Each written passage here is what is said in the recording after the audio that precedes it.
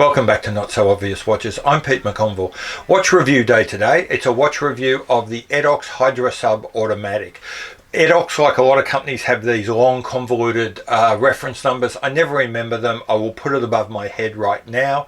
This is a thoroughly modern diver, but with some really obvious retro inspirations.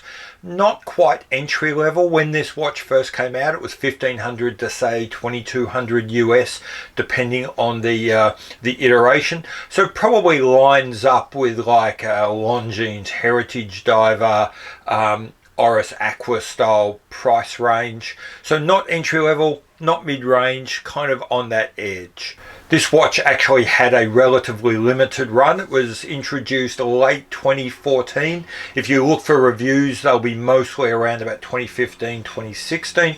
And it seems to have gone out of production and off catalogue either late last year or early this year. So very short time frame, which, spoiler alert, is a real shame because I love this watch and I think it would have been really valuable to Edox to keep it going. I always start my reviews with a very simple kind of what are the functions and the performance of the watch, and this is a simple three-handed diver. So the functions are very simple, time and the date. The movement is an interesting one here. They seem to have used both SW200, so Solitas, and ETA 2824s, so ETA movements, and they seem to have interchanged depending on what was available as they were making their batches. Those movements are essentially identical, so I can see why they did it this way. Does make it a bit trickier if you have a preference for one or the other. I can't tell you what's in my watch or what would be in any other watch. Personally, I don't think it makes much difference. Okay, so what do you get? You get hacking, hand winding, and date quick set. There's no claims made for what grade this is. There are chronometer versions of this watch. That is not what I'm reviewing today. Given that there's no claims made about what grade it is, I'm going to guess it's a standard. So what that means for both Solita and ETA is plus or minus 12 seconds a day, tested in 2 positions. Power reserve, again, pretty standard, 42 hours. That is probably the standard right now. I think that standard is growing as more and more watches start getting 50, 60, 70 hours power reserve. But as of today, 2019, that 42 hours for the ETA and Solita is pretty much what you would expect to get at this section of the market. One of the other great aspects of performance for any watch, but tool watches in general and dive watches specifically, is legibility. The legibility on this watch is okay, but not great. So you got a really flat crystal, really flat dial, big, clean, high contrast markers, indices, hands. So all of that should make this a really super legible watch. Unfortunately, there's a few little things which detract from that. So the hands and the indices are essentially identical in shape, color, and structure. Also, once you get a little bit off axis, you can no longer see the minute tracks. You can see what the time is, but at that quick glance, that's really not going to work. You're probably going to have to roll the watch over and have a bit more of a look. One of the keys to any watch is its versatility, and that covers a range of things like who can wear it, where they can wear it, what they can do with it. So I'll just quickly run through some of that. In terms of who can wear it, that comes down generally to sizing, and the sizing on this watch is really weird. Just across the bezel, it's a 44mm watch. If you include the extra material to accommodate the crown guard or the master lock system, you're now talking a 50mm watch. But that's a little bit deceptive, because if I said to you a 50mm watch, you'd be thinking, my God, I can never wear it. But because that extra 6 mils is just like added to one side, and it doesn't extend the watch at all, and on top of that, the watch has been designed to be quite short. So the lugs sweep down quite aggressively. The spring bars are set in from the ends of the lugs quite aggressively. So the actual spring bar to spring bar length is only 47mm. And the watch is only 14mm thick. which means that despite that kind of headline size of 50 millimeters, this is a really, really wearable watch. Other testers have said down to 6 inches they can wear this watch with no overlap. So I think despite that size and despite the huge visual presence, it's actually a very wearable watch, open to lots and lots of people. The next key that when you talk about when you talk about versatility, it's robustness. And this is probably the single most robust watch you will find in this price range. So to start with, it's got all the standard stuff: 316L steel, sapphire crystal, stainless steel bezel. Now the stainless steel bezel, I think, is the Goldilocks of dive bezel materials. So it's clearly more damage tolerant, it's more damage resistant than aluminium. So it's not going to scratch and scuff as bad as aluminium, but it's more damage tolerant than ceramic or sapphire. So if it does take a punch, you're going to get a scratch, but it won't shatter or crack all the way through. So like I said, I personally think stainless steel is the best material for a bezel insert. Gives you the most robust all-around watch. But then that's nothing special. There's a lot of watches that have that, but then in this price range, to have a diver with 500 meters water resistance is very unusual, which is what you've got. To match that, you've got all the standard things that you'd expect to get, so a screw down crown and a screw down case back. Something which is a little bit unusual these days is a screw down crystal surround. And then to cap it all off, you've got that master lock system, which provides a 100% shroud all the way around the crown, protecting it from essentially any kind of knocks or bumps. So as I said, in this kind of entry to mid-ish level diver, I don't think that there is another option on the table that gives you a more robust watch than this.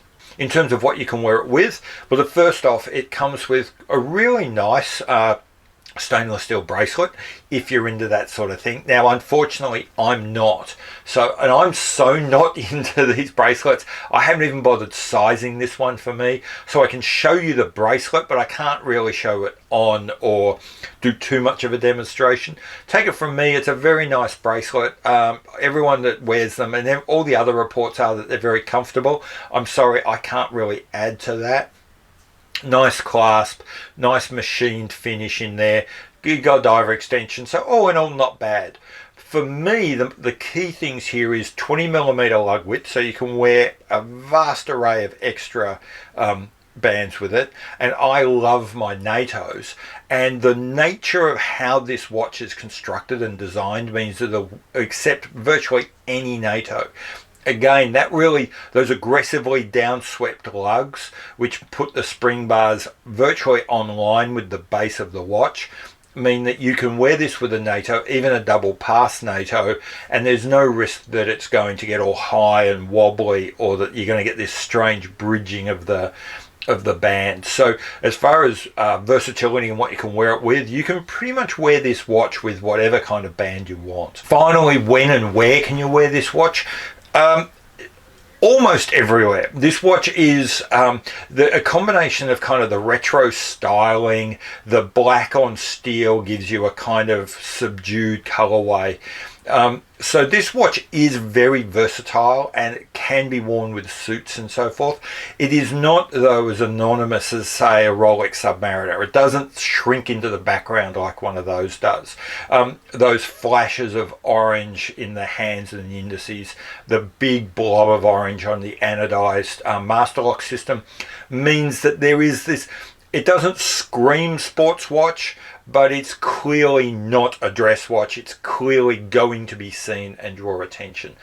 Personally, no problem for me. I always rock a kind of a casual vibe. If I've got long sleeves, they will be rolled up. If I've got a tie, it will probably be a little bit undone and unhitched. So for me, pulling this off with a suit is no drama. Your mileage may differ. You would have to determine that for yourself. As I've said already, in terms of looks, this is a thoroughly modern but vintage inspired diver, and that's the theme that comes through over and over again. Also, I seem to be unusual in placing placing a surprising amount of emphasis on case design. I just do. I just think that we get too swept up in dials, and I find it weird that people will spend more time talking about a bracelet that 9 times out of 10 you'll swap than they will about the actual design of a case. So I'm going to talk a fair bit about the case on this watch, in this watch specifically, because this is a gorgeous case, in my opinion. I love what they've done here. And most importantly, this is obviously not some catalogue case. In watches that could cost 10 times this watch, you sometimes get the feeling that the designer spent an enormous amount on the dial, but then when he got to the case that the dial was going to sit in, he just rang factory number 4 in district number 15 and said, "Can I have catalogue item number 79, please?" And then this anonymous case just arrives that looks the same as pretty much every other case on the market. That is clearly not what happened here. The Hydro Sub case belongs to no other watch, either within Edox or anywhere else. And most of that's because of all that extra hardware that's required for the master lock system. But even if you get closer, you can see that there's a lot more going on. But first, let's step back. And I would say that even stepping back, and even with the obvious asymmetry that you've got, this is a well-designed, graceful, even elegant watch. Yes, there is this protuberance down the right-hand side of the case, but I personally think that's been really quite well integrated. That at a quick glance, you don't really notice the distortion of the case shape to accommodate that. When you look quite closely, you can see that the shapes of the lug ends are quite different to accommodate that different radius curve.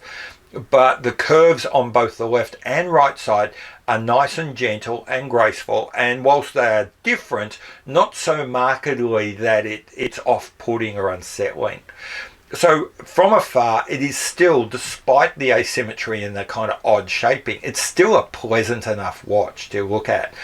But as you dive closer and closer, you see more and more attention to detail and more points of interest within this watch. So starting at the top and working down, you've first off got the crystal surround, which has got that faceting to enable it to be screwed in. Then as you move down through the case, you'll notice that every edge has been beveled or chamfered in some way to give another point of interest. Looking even closer, you'll notice that every edge and every surface has an alternating brushed or polished finish. And then finally, even where there was a risk of having a large slab side, just tiny little things like a little notch to show the ring of the master lock system coming through, and that little flash of anodized steel, just adding another point of interest, another spark to sort of catch your eye and keep you engaged in what would otherwise be just a long flank of featureless steel. Of course, the watch crown is signed, which is always a nice thing. No big deal, but it's a nice little attention to detail. And the final thing is the way the master lock works. The master lock shroud doesn't exist in isolation for the rest of the watch. It's actually connected to an anodized steel ring that runs around the case, sandwiched between the mid case and the top case. And so that when you move the master lock, that whole ring swivels. So if you look closely at those little cutouts, you can actually notice that that ring is moving backwards and forwards. Again, a tiny pissy little thing, but in the same way as most of us enjoy fiddling with the bezels on our watch, I find it kind of satisfying, a little bit mesmerizing to just sit there and twiddle with that master lock and watch that whole ring swivel. Whereas so many other watches invest all their attention in the dial and then leave the case behind, this watch has kind of inversed that. So as interesting and as exciting and as quirky as the case is, the dial is relatively straightforward, and it's probably where most of the kind of heritage inspiration has ended up. If you look back at former Hydro Subs in the Edox line, you can see that the hand and indice combination is a recurring theme, which has been carried through here. And you almost could have picked up those old indices and just plonked them here again. I don't mean that as a criticism. I think that's a good way of bringing that heritage forward. And then they've kind of modernized it by going to this dead flat semi-gloss black dial face, and then the very tall polished stainless steel rehort, which again gives it that kind of more modern feel, whilst at the same time also giving the whole dial a very three-dimensional look, taking what would otherwise be a relatively simple flat feature and just adding some interest simply by moving the point of view a little bit further away from. That said, I must admit, as much as I like the dial, I don't love the dial. I've already touched on it in terms of legibility, but whilst I kind of appreciate sticking with the heritage and the whole heritage inspiration thing, frankly, I think there was an opportunity lost to add a little bit more visual interest to the dial by changing the hands. So, like I said, the dial I like, but I don't think it's perfect, and I think the hands probably are the problem. Also, I think the second hand is a bit flat and uninteresting. I love the design of the bezel. I'm a sucker for those retro thin bezels, and I've already spoken about how I really like the stainless steel. I would note there is no loon pip on this bezel, so if you're into that sort of thing, you're disappointed here. The date is good, okay.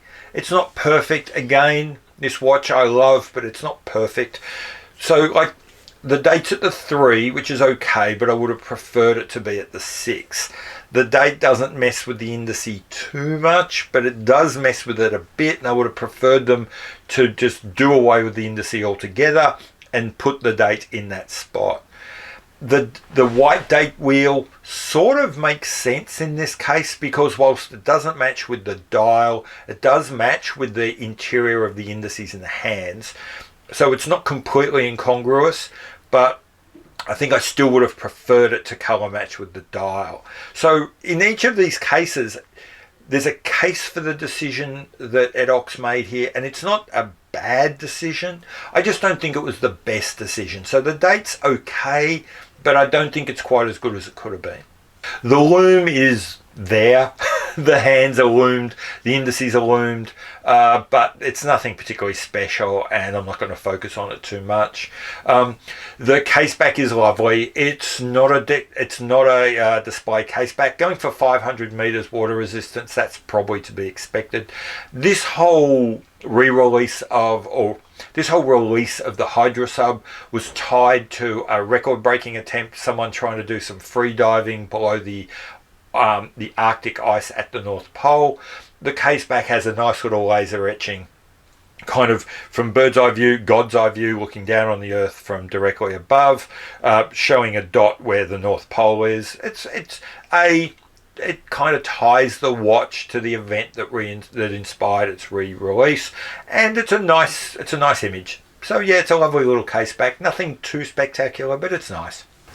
On the wrist, this watch looks sensational. Again, remember I spoke earlier about the odd sizing. I think the sizing works really well visually on the wrist. By being so wide, there's massive wrist presence. I mean, across your wrist, or along the length of your forearm, really, there's 50 millimeters of steel and glass. This thing's gonna stand out. But across your wrist, it's still only 47 millimeters. So you're going to have lots of presence. It's going to stand out, but it's going to fit, and it's not going to look awkward or dodgy. I love the feel of this watch. All the controls are really nice. That master lock system glides really smoothly and silkily. The bezel ratchet is so positive, and when it clicks into place into its little detent, it feels like it's locked there until you choose to move it. There's no wiggle or wobble at all. The crown is positive and crisp between the locations, and I've never once had to sort of fish for am I in the hour am I in position 1 or position 2? Am I going to change the hours or the hands? You know where you are. It's just a really well constructed, and that comes through in the feel. Likewise, when you've got the watch in your hand, it is a hefty watch that feels like it's been carved out of, or feels like it's been milled out of a great chunk of steel, which I suppose it has been. It just feels right. And on the wrist, this is one of my most comfortable watches. My personal benchmark for a comfortable diver is the Seiko Turtle. I don't particularly like the case shape in that one, but I've got to give it props. It is an insanely comfortable watch on the wrist. This watch matches it. I think it's a combination, as I've said a couple of times, short bar to bar length, really low set lugs, which means it can sit nice and flat. But on top of that, there's some really heavy scalloping from the bottom of the case back to the base of the mid case, to the sides of the mid case, and that gives you a fair bit of movement of your wrist before you start impinging on the case, and again makes it nice and comfortable to wear. As I've kind of alluded to so far, the build quality on this watch, particularly for the price, is excellent. This is a really complex case with lots of transitions, lots of edges, lots of changes in finish, and across the board everything is present and correct and done really well. The polishing is nice and smooth without flaws. The brushing is really light with a really nice directionality. So everything there is great. The dial is the dial's quite simple, so there's not a lot of room for the builders to shine, but they've done what they need to do. Everything's where it's supposed to be, everything's straight, nothing seems out of alignment. I can't find evidence of any crud hidden in there anywhere. So again, they didn't have a lot to do, but what the builders did, they seem to have done pretty well with the dial. If you haven't seen my watch reviews before, I tend to have I have a couple of areas which a lot of other people don't touch on, and one of these is what I call authenticity. And I think this is one of the most authentic watches I've seen because it gets all of those things right. In terms of being true to what it has been, the Hydro Sub line was just that. It was a line of watches that had a variety of different shapes and so forth, but there were some consistent themes. And those consistent themes were incredible robustness for the class. The Hydro Sub was one of the very first watches with a 500 meter clearance. And then the other one was, there was a real theme in terms of the visuals of the hands and the indices. And that theme, both of those themes have flowed through this watch. And I think that really roots it in its past in a really authentic way. At the same time, Edox haven't allowed themselves to be constrained by the strictures of the past. So Edox took the theme of most robust in class, brought that forward, modernized it, came up with things like the master lock system, maintained the 500 meter water resistance, which funnily enough is still kind of class leading even 40-50 years later, and added a whole bunch of new materials and new design features. And I think they've done a really good job of balancing their respect for the history and the past and the lineage of the Hydro Subs, the Hydro Sub line, whilst at the same time modernizing it and bringing it to the 21st century. In terms of honesty, this watch is as honest as the day is long. It does exactly what it says on the tin. It says it's going to be a super robust, super reliable dive watch that you can rely on in the most extreme circumstances. And it does all of those things. One of the other things I talk about, which a lot of other reviewers don't, is the positional power of a watch. A watch is a positional good. Whether you like it or not, it's jewelry. And it's going to say things about your status and your position and what you know about watch collecting and all that sort of thing. And so I think that as a reviewer, I owe it to you, the watcher, to tell you how people are likely to view this watch. And that's generally pretty easy And I really struggle to do that with the Edox.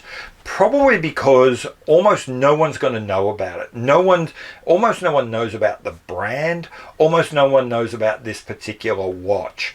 And so it really does present something of a blank slate or a clean skin for you to put yourself on top of it. I often compare watches to like kids at school or people in social groups. The Edox is like the new kid that's transferred into a school from a completely different region. He comes with no reputation, no place, and everything's waiting for what comes next. And this watch is kind of the same. No one's going to know about it when you walk into a room wearing it. This Edox, really, you can project onto it whatever you want, and I think you can pretty much carry off whatever you want this watch to be. So how this watch is seen, really bizarrely, relies very heavily on how you wear it. In terms of ease of ownership, hey look, when these things came out, as I said earlier, MSRPs drifted between $1,500 and about $2,200 US, depending on whether you were getting the standard version. Oh, I haven't even considered there was a quartz version, but I haven't considered that. Whether you got the standard version or one of the special editions with the chronometer grade. These days, they're not available new anymore. You can pick up the chronometer ones for probably $1,500 to $1,700 US, new old stock, straight out of the box. I got mine barely used for $500, and I reckon that's a bargain for everything I got. That is just insane.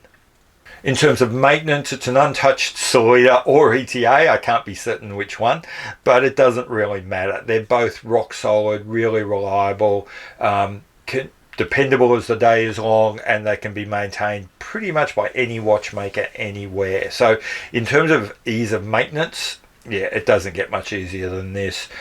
Finding one, getting trickier, not available new anymore. If you go to somewhere like Chrono24, you'll see, I think today I found 17 for sale in the various different grades. So if you're after a particular colorway that can start to get tricky, curiously, there seem to be more of the high-end limited edition ones for sale. I think a lot of those got picked up by people wanting to flip them. Suddenly found out it's actually not much of a collector's item, and they're trying to dump them, which is why you can get them quite cheap.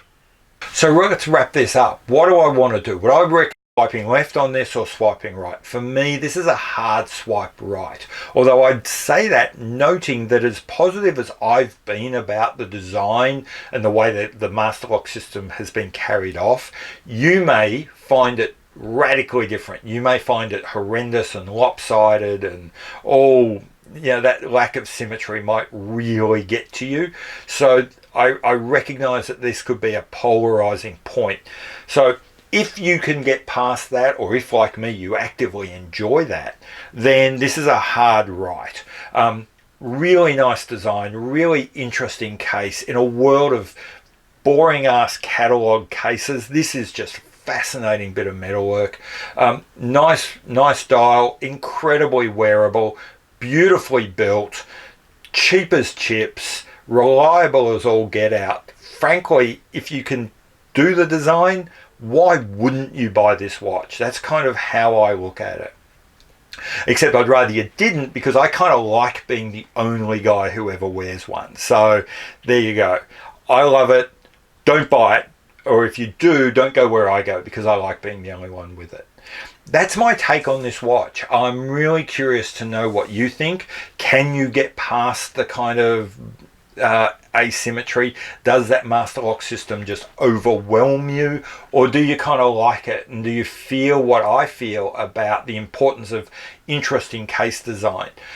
Leave a comment below. If you hang on for a little bit, a card's going to come up and it's going to have my Instagram handle and my email address.